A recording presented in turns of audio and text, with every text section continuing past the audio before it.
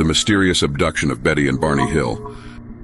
This is the story of Betty and Barney Hill, a couple whose lives changed forever on the night of September 19, 1961. Their harrowing account of an alien abduction in New Hampshire's White Mountains would not only shock the world but become the first widely publicized case of its kind, setting the stage for modern UFO abduction lore. Betty and Barney Hill, an interracial couple in the early 1960s, were returning home to Portsmouth, New Hampshire, from a vacation in Canada. Barney, a postal worker, and Betty, a social worker, were active in the civil rights movement and well respected in their community. On their way home, they were driving through a desolate stretch of road in the White Mountains when Betty noticed a bright light in the sky. At first, they thought it was a shooting star, but the light moved erratically, getting closer and brighter. Intrigued, Betty asked Barney to stop the car so they could get a better look. Through binoculars, Betty saw what she described as a spinning craft with multicolored lights. Barney, skeptical, believed it might be a military aircraft. As they continued driving, the object began following them, hovering just above the treetops. Barney, now alarmed, stopped the car again and grabbed his pistol for protection. Looking through the binoculars, he claimed to see a large, silent craft with rows of windows and what appeared to be humanoid figures inside, staring at him. Terrified, he screamed to Betty, "They're going to capture us!" and rushed back to the car. As they sped away, the couple heard a series of beeping and buzzing sounds. They felt an odd tingling sensation and a sense of disorientation. Then, everything went blank. The Hills arrived home 2 hours later than expected, with no memory of what happened during that time. They found strange clues. Betty's dress was torn and covered in a mysterious powder. Barney's shoes were scuffed, and their watches had stopped working. Both felt an unexplained sense of dread but couldn't recall why. In the weeks following the incident, Betty began having vivid dreams of being taken aboard a spaceship by small, gray-skinned beings with large eyes.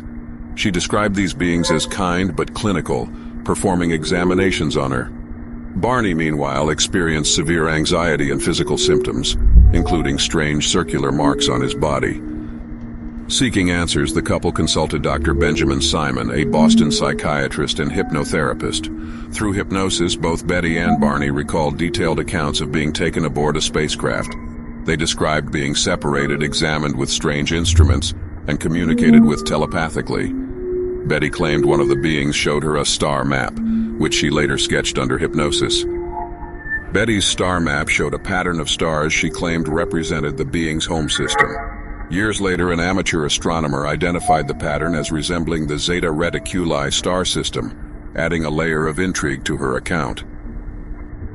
Their story became public in 1965, when a Boston newspaper published an article based on leaked information.